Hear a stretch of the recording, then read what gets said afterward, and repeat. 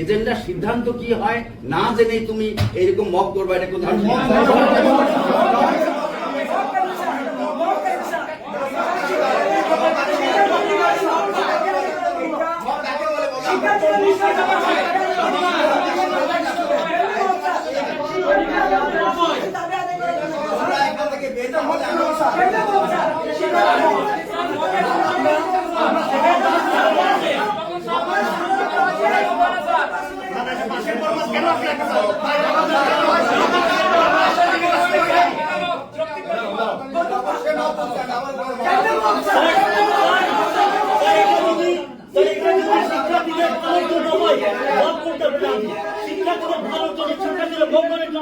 শিক্ষার্থীদের অধিকারের জন্য ভোগ করতে হবে।